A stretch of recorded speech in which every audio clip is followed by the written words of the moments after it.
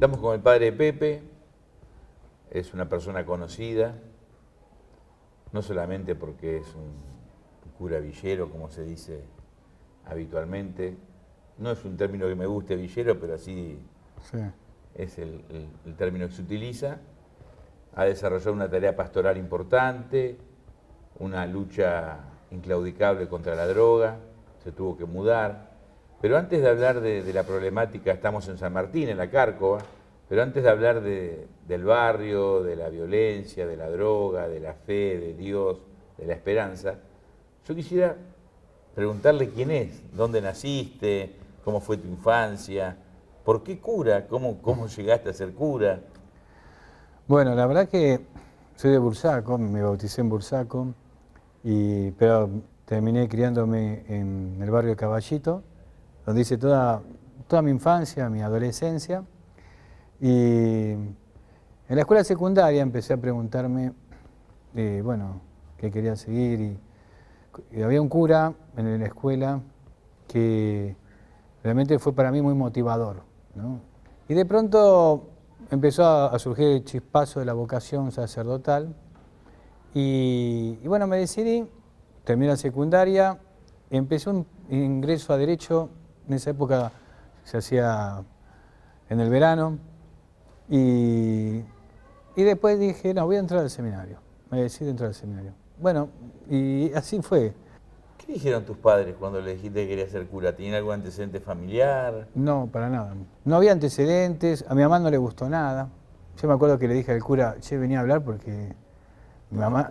Además yo estaba de novio con una chica en la secundaria, entonces mi mamá pensaba que yo quería hablar con ella para presentar a mi novia y me... Claro, porque fuiste a ganar todo ceremonioso. Claro, y le digo, no, la verdad quiero decirte que voy a ser cura. Y fue un balde de agua fría para ella. Hoy día son de venir a las parroquias donde yo doy misa, viven eso igual que mis hermanos también, un gran apoyo de ellos siempre. ¿Y vos, qué año fue más o menos?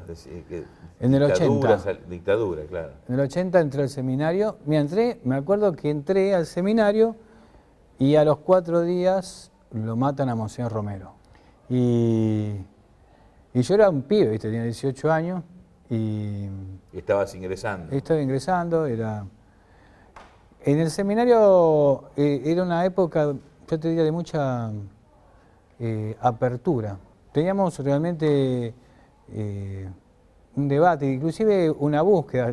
Vivíamos en un ámbito bastante fresco, te diría, en esos años difíciles, en donde a lo mejor afuera no se hablaba tanto, y dentro del seminario, sí, ¿no? ¿Qué orden sos vos? Diocesanos. Nosotros somos los curas comunes de la diócesis a la que pertenecemos. En este caso nuestro, éramos de Buenos Aires, como Carlos Mujica.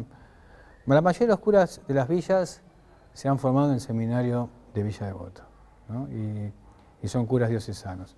Había algunos religiosos como los jesuitas, como Llorio, como Messengeyer, pero la mayoría, el núcleo era del clero diocesano.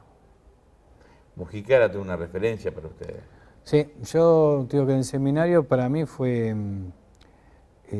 realmente una luz.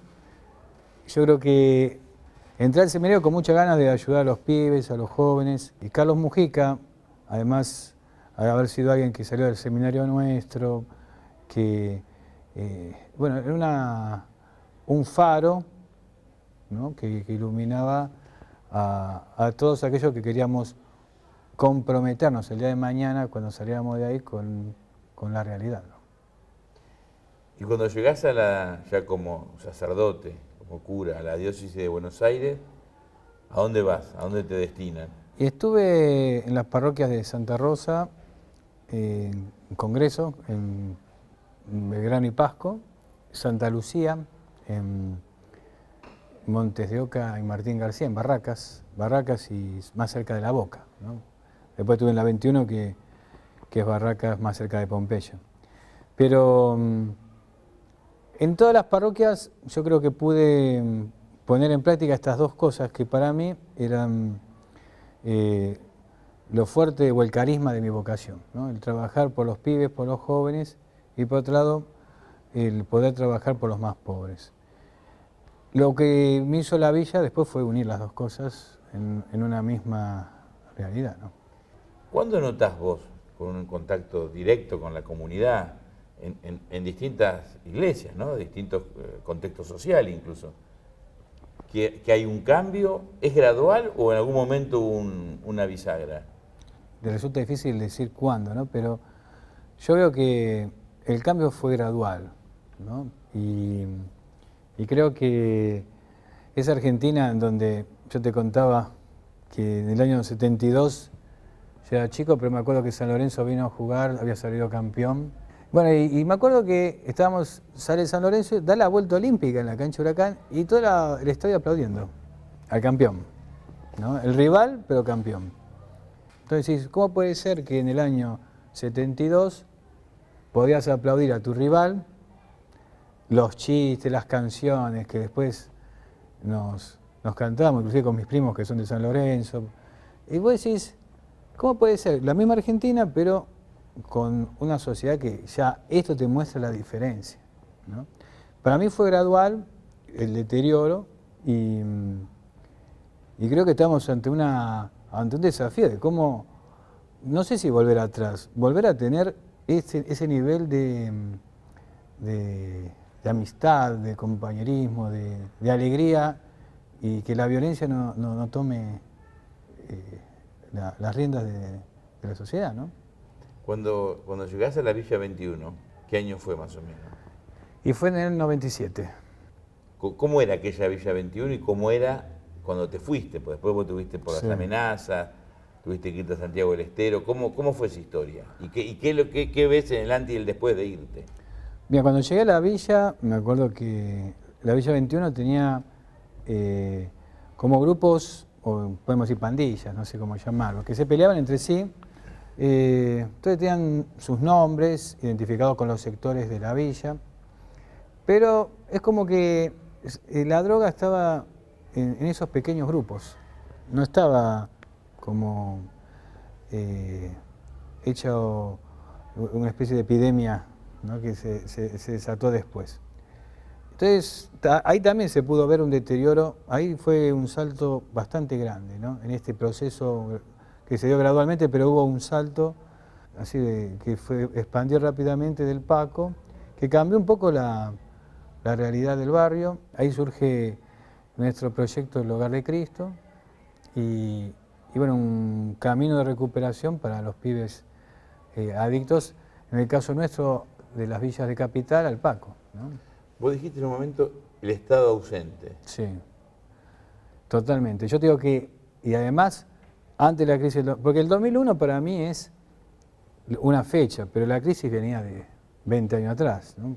Yo a veces digo que de la crisis del 2001 todavía no salimos, porque tuvo efectos muy grandes, fue un golpe enorme a la sociedad argentina en general. Y capaz parte de lo que estamos hablando tiene que ver con eso, ¿no? Con eso de recuperar ese modo de vivir que teníamos en la Argentina y que le corresponde al Estado, pero le corresponde también a la sociedad civil, ¿no? O sea, este rol que muchas veces solamente se lo tiramos al Estado, que sí, evidentemente es el protagonista principal, pero que también tiene la iglesia, que también tiene los empresarios, que también tiene que tener los clubes y bueno, toda la sociedad en general.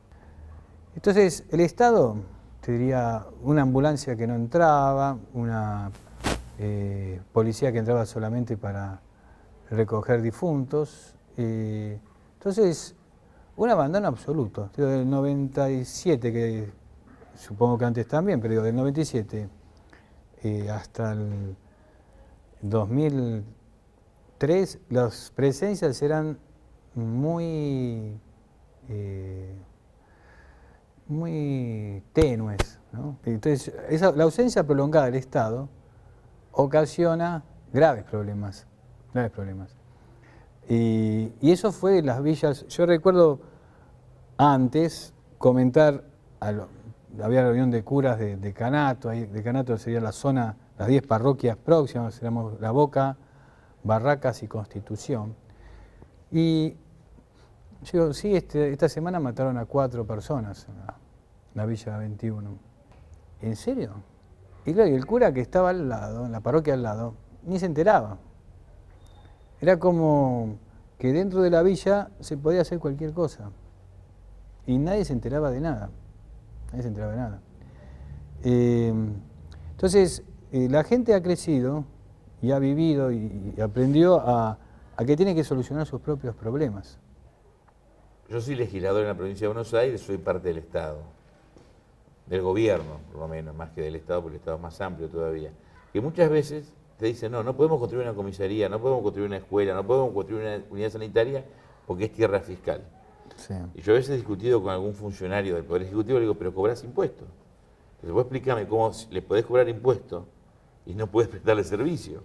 Es muy loco, porque Sí. cuando lográs urbanizar mínimamente, que generalmente es por 99,9 esfuerzo del propio vecino, que tiene su calle, su nombre, su número, después empieza a caerte, si tenés agua, el agua, si, una vez que lográs tener luz, la luz, después te viene el servicio, la boleta municipal o provincial. Digo, pero si le cobramos, ¿cómo no vamos a poner una escuela? Fíjate que contrasentido desde el propio Estado. Pero que me parece que no alcanzamos a comprender la magnitud del daño que sufrieron los sectores populares en estos 50 años. Sí. Fíjate que... Porque hablamos de una Argentina formal cuando hay una absoluta informalidad. Y fíjate esto, para mí hubo en el imaginario de mucha gente, se manejó, es que como viven en un terreno ocupado no tienen derechos. Sí, gracias que viven ahí, que lo dejamos vivir ahí, ¿no? Entonces, ese concepto está muy presente en muchos sectores, ¿no? Entonces, claro, no se podría avanzar nunca. Yo coincido con vos en el deterioro, yo tomo como referencia, puede ser arbitrario, el 55, ¿no? Digo, de 1955 para acá, con algún vaivén, Argentina retrocedió. Con todo lo que se ha avanzado desde el gobierno, del Estado, ¿qué es lo que ves como positivo? ¿Qué destacás? ¿Qué hay que mejorar? ¿Qué deberíamos corregir? ¿Qué falta? Yo creo que hay mucho, por ejemplo, hay mucho trabajo que se tiene que hacer que no solamente lo puede hacer el Estado.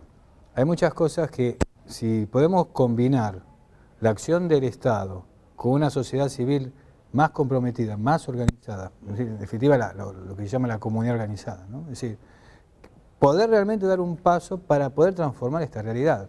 En el caso de los barrios que trabajamos nosotros, donde se ve los efectos de la marginalidad, ¿no? Que realmente la gente fue perdiendo los derechos, ¿no?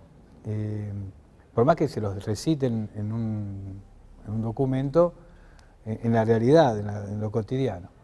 Entonces, yo creo que hubo un avance, hay como una toma de conciencia más grande, hay decisiones políticas que han ayudado muchísimo, por ejemplo, la asignación universal es realmente una cosa que ha cambiado en la economía de los barrios pobres, ¿no? O sea, la realidad es que en un barrio en donde escasea el trabajo, donde se tiene que ir en muchos casos a cirugiar, entonces de pronto hay un dinero que lo tiene no porque hay un plan que te dio fulano, no, es un derecho tuyo y ha servido mucho para poder armonizar la vida. Por más programas buenos que haya, si no se atiende desde abajo, por ejemplo, en la experiencia nuestra de los centros barriales, es haber aprovechado programas del gobierno. O sea, el RENAPER que te hace el documento, los servicios que te dan los planes fines en educación u otros proyectos de programas de educación de gremios. Y de pronto, cuando hay en el barrio una comunidad que se va organizando, vos decís, ¿por qué no vas allá? ¿Por qué no tomás esto? ¿Por qué no no acompañamos a este pibe a hacer documento, que de ahí lo anotamos en la escuela de oficio? O sea, te permite aprovechar los recursos que hay a veces, ¿no? Pero por eso, si solamente depende del Estado, nos equivocamos. Y si solamente lo dejamos arbitrariamente a decir, bueno, que cada uno se ocupe también, porque hay quien tiene ventajas en esto, ¿no? Hay sectores privilegiados y otros que están todavía esperando. ¿Te acordás que hace poco te contamos que los consumidores íbamos a estar mucho más protegidos? Es porque ya implementamos un nuevo sistema de solución de conflictos. Si tuviste problemas con algo que compraste o con un servicio que contrataste y la empresa no te dio una respuesta adecuada, ahora tenés Consumo Protegido. ¿Cómo funciona? Te comunicas con Consumo Protegido y vas a una conciliación donde la empresa, vos y un conciliador van a buscar llegar a un acuerdo para solucionar tu problema. Es gratis para vos y obligatorio para la empresa. Y como el conciliador es especialista en temas de consumo, no hace falta que vayas con un abogado. ¿Viste qué fácil? Los consumidores ya estamos más protegidos. Más información al 0800-666-1518 o www.consumoprotegido.gov.ar. Consumo Protegido, siempre de tu lado.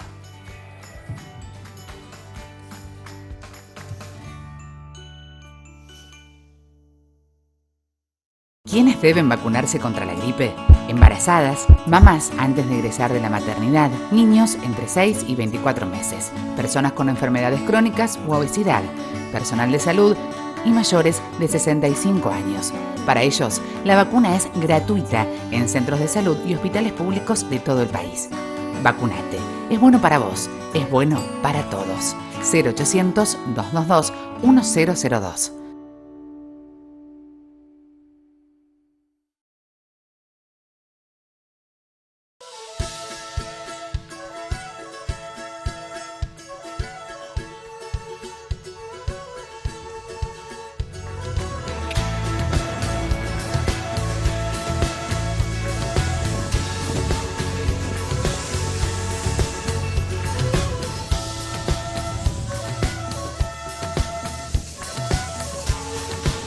Argentina es tu mundo. Date una vuelta.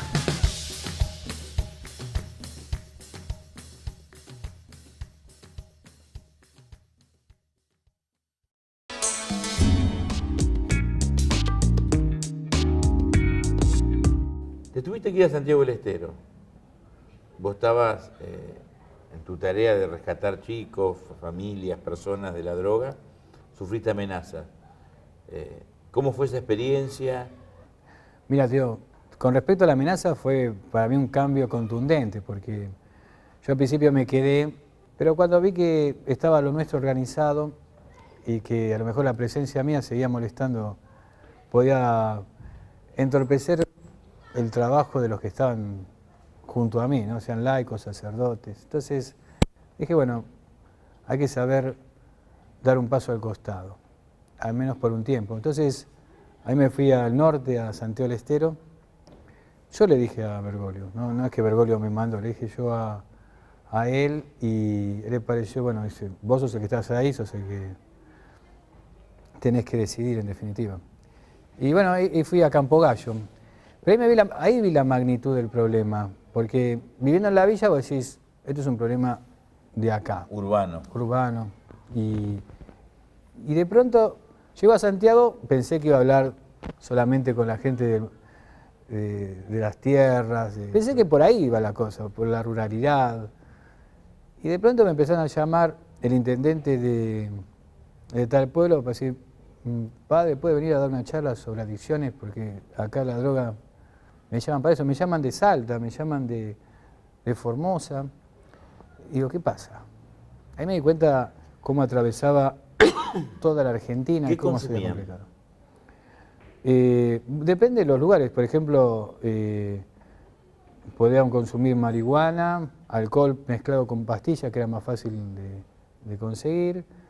Y después, en las barriadas de Santiago, decían que había Paco. Y bueno, es un tema, porque además la complejidad que tiene esto. Yo estaba a 230 kilómetros en Campo Gallo y tuve un caso de un chico que tenía un consumo problemático y ¿qué hago? El hospital de Campo Gallo no tenía psicóloga, se había muerto la psicóloga en un accidente y no la habían reemplazado.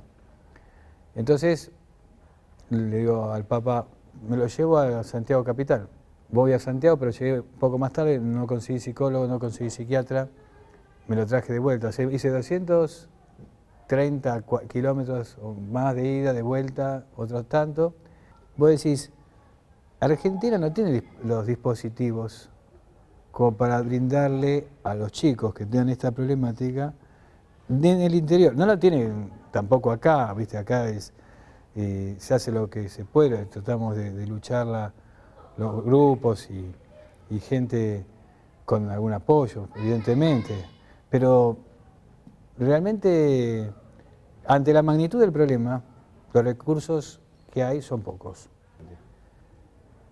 ¿Vos pensás, en tu experiencia, percibís que tenemos conciencia de lo que está pasando en términos de no solamente la droga, la situación que se vive en los barrios informales?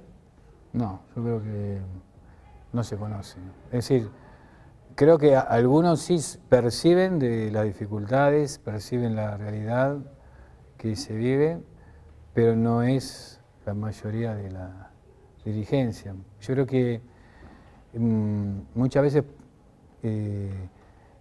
falta esa cercanía, ¿no? Esa cercanía que creo que en esto Bergoglio fue maestro, porque en épocas en que no iba nadie, que él estaba en la villa. Y eso le dio una mirada de Buenos Aires no sesgada, porque cuando uno la mira desde un barrio que tiene todo lo más importante resuelto, por ahí piensa que está todo así. En cambio, cuando lo mirás desde los lugares en donde falta todo, donde el Estado se olvidó de pasar, bueno, vas viendo la realidad concreta, la vida de lo cotidiano, ¿no? ¿Por qué pensás? Es notorio que hubo tensión entre Bergoglio, arzobispo, y el gobierno.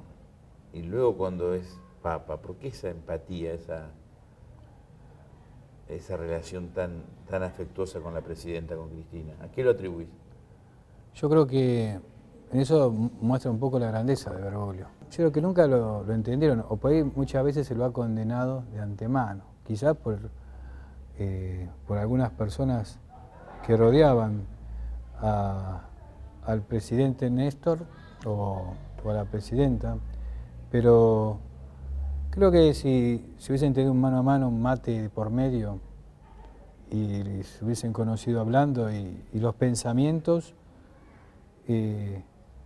creo que no hubiesen tenido esta tirantez, ¿no?, de la que hablabas recién, ¿no? Pero eso le pasó a muchos argentinos, ¿no? O sea, mientras se llamaba Bergoglio, había mucho de prejuicio, ¿no?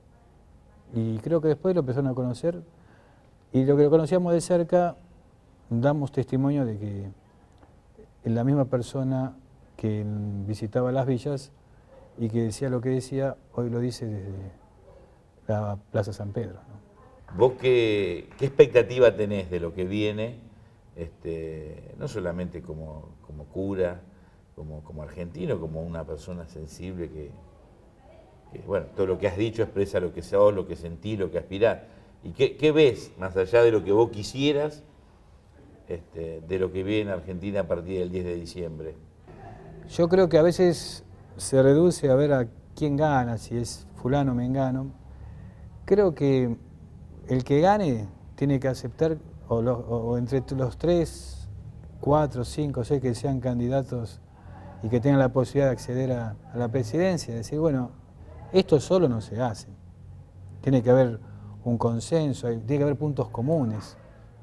Y lo tienen que buscar. Esto de que, ponele, hoy me vino a ver una señora y se tiene que operar y no hay insumos para la operación, ¿no? Y vos decís, está el hospital, está el médico y le dice, no hay insumos. Y vos decís, ¿cómo puede ser? ¿No? Entonces, hay realidades que todavía son trabajos pendientes, y creo que tiene que haber un consenso grande, ¿no? Cuestión de que se pueda realmente superar las diferencias y trabajar en comunidad, ¿no? Pero no va solamente por lo político, ¿no?, sino también esto de reforzar la sociedad civil, más allá de que si este piensa de una forma o de la otra. O sea, tenemos que buscar consenso para los temas importantes y gane quien gane, tratar de seguir eso, ¿no? Y también aquellas cosas que son buenas, seguir haciéndolas, ¿no? Como aquellas que son cuentas pendientes, empezar a saldarlas de una vez por todas. Te agradezco. La Muchas verdad gracias. que coincido en casi todo, salvo que vos sos de Huracán, yo de San Lorenzo, pero es un tema menor. Muchas gracias. Y otro día, no sé si ahora, el año que viene, me gustaría hacer otro programa, pero caminando por la Cárcova con vos y que me contés y que charlemos con los vecinos. ¿Qué te parece? Me parece bárbaro y bueno, si Dios quiere vamos a tener ya la escuela de oficio. La escuela de oficio de acá se llama Monseñor Romero, sin saber que iba a ser beato, y la están construyendo gracias al Ministerio de Educación de la Nación, y ahora con la provincia, si Dios quiere, vamos a hacer el convenio.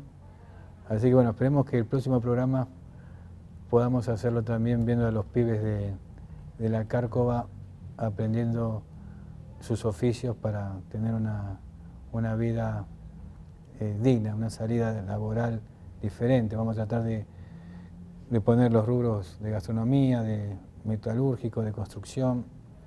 Y bueno, que los pibes tengan esa posibilidad cerca de su casa va a ser, me parece, algo lindo. Así que cuando lo inauguramos, te esperamos. Dale. Te felicito y gracias. Gracias a vos.